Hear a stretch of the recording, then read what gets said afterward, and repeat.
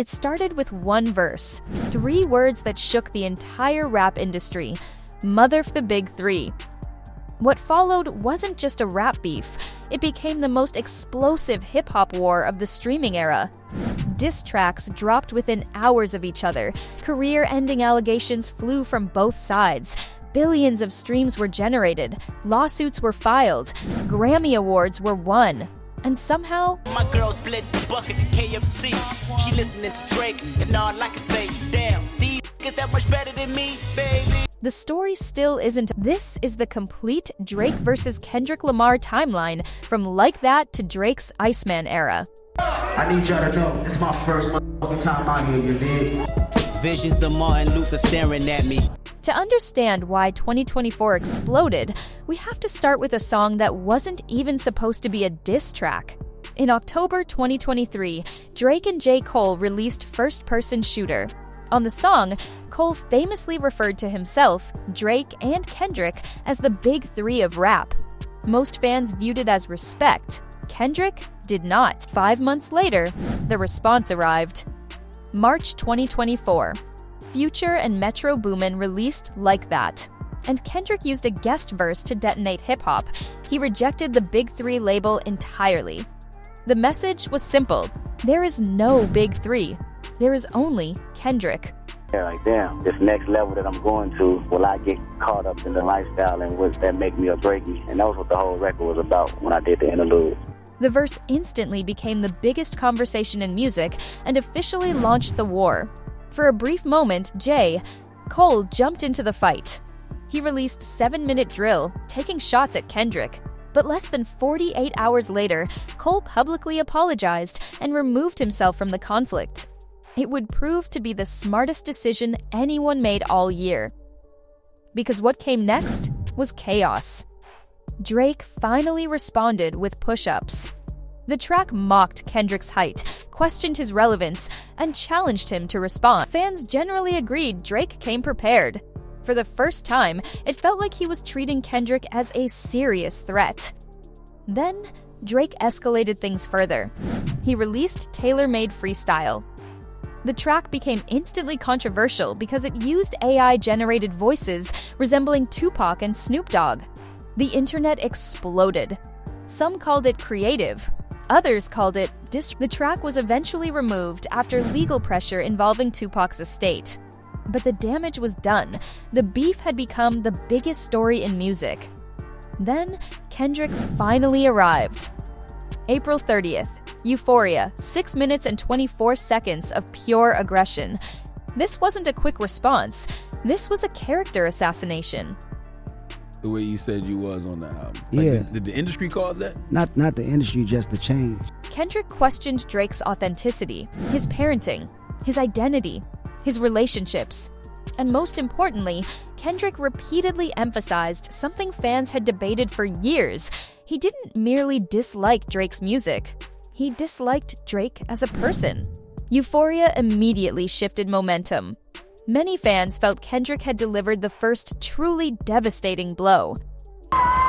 This is my brother A$AP Rocky. This is my brother Kendrick Lamar. I'm on this motherfucking Club Paradise tour, matter of fact. My nigga Drake, TDE, High Power in this, you know? But Kendrick wasn't finished. 3 days later, he dropped 616 in LA. The track felt different, less explosive, more cynical. Kendrick claimed people inside Drake's circle were secretly feeding him information. He warned Drake that worse was coming. At the time, many listeners thought it was bluffing. Hours later, they discovered it wasn't. That same night, Drake fired back with Family Matters, and for a moment, it looked like Drake had won.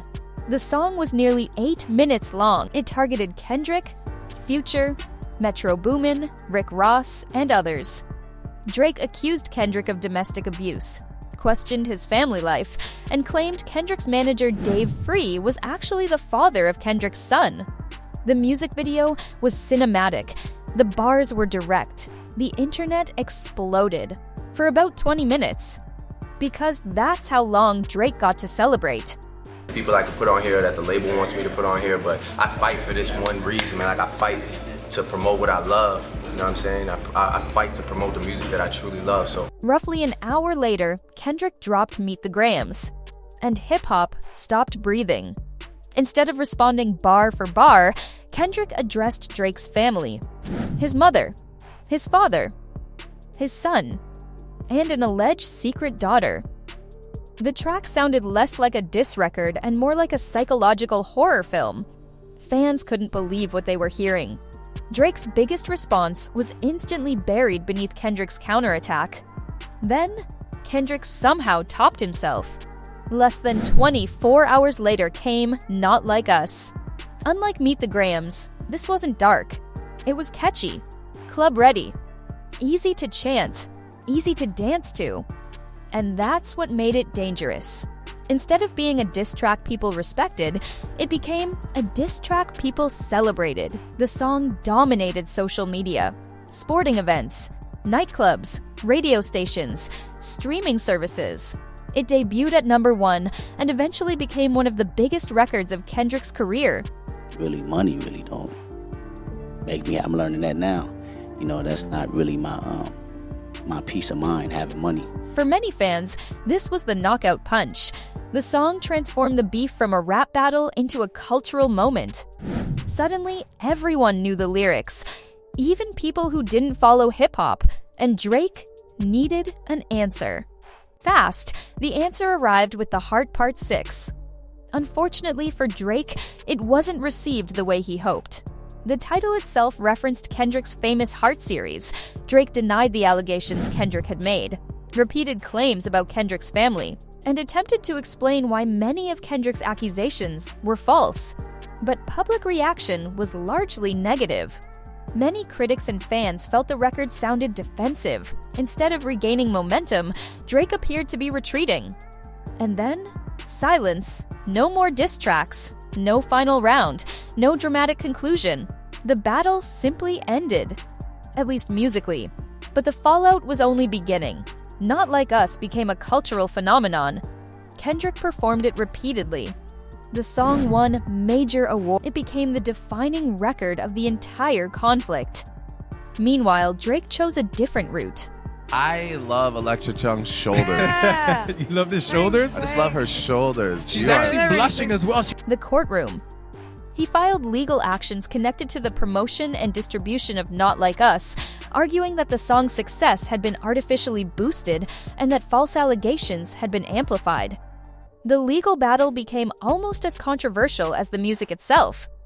Man, I wish it was like maybe 7 years ago, or maybe like 10 years ago, where, you know, catch the elevator, beat them up. Then came another twist. November 2024, Kendrick released GNX and included a track called Heart PT6. Many fans viewed it as Kendrick reclaiming the title Drake had borrowed during the feud. Even without directly addressing Drake, the symbolism was impossible to ignore. I wonder why these in the front of the bus just cracking up, like hitting walls and shit, just crying. I'm like, what you niggas talking about? They mute, they stop laughing, right? I just hear X going off on a laptop, just spazzing. I'm like, what the fuck going on? War had ended, but the scorekeeping hadn't. Which brings us to Iceman.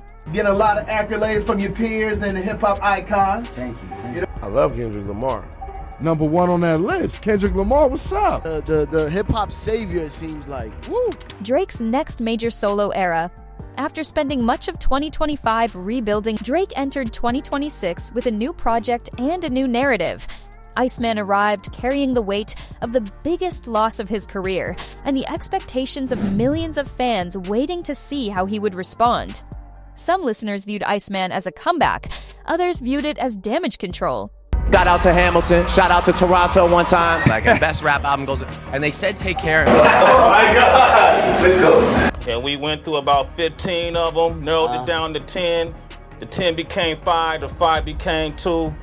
And you, Kendrick Lamar, are the hottest MC in the game, according to the MTV brain. I heard you're not happy about that. Nah, I wasn't until I found out who's #1. They made my man #1, K-Dot, Kendrick, so I'm straight with that. But one thing became clear. The Kendrick battle had changed Drake forever. Every lyric, every chart performance, every interview, every release would now be viewed through the lens of 2024. Because rap fans never forget, and despite the silence between them, many believe the rivalry isn't truly over. The music may have stopped. Came up in that same county building, food stamps, welfare, Section 8. K-Dot and them niggas, that's fam, yo. I think hip-hop need this shit, man, I knew what it was for hip-hop culture. I knew how important it was. He said my name, like he said a couple people's name, and he said he's the best rapper. I say I'm the best rapper every song I'm on. So for me, it's one of those things where I appreciate. I didn't take it necessarily as a diss. Hip hop is competitive, but I am a competitor. But the tension remains, and in hip-hop, that's often how the next chapter begins. So after everything, who actually won? Was it Kendrick with Not Like Us, the song that took over the world? Or Drake, who remains one of the biggest artists in music despite the backlash? Love. So it's like, was that real or was that just like for the people? You know what I mean? I think it's a sparring kind of sport. Yeah, but at the same time, it's like, then let it be real then, because those were harsh words, right? So it's like, you can't just say that and then see me and be like, yeah, man, what's up? Pretending like nothing ever happened. It's a great thing, though, to be competitive with those guys because you're always pushing yourself. You mimicking his career. It was a body, and that's what it was, man. And that's why good riddance. And what happened? Good riddance, right? Bye. But it was real cool for a couple weeks. But if I asked you, for example, how does that verse start? Drop your verdict in the comments below. And if you enjoyed this complete breakdown, hit that like button, subscribe to the channel, and turn on notifications. Because when the next chapter of Drake vs. Kendrick finally arrives, you'll want to be here for it. Thanks for watching.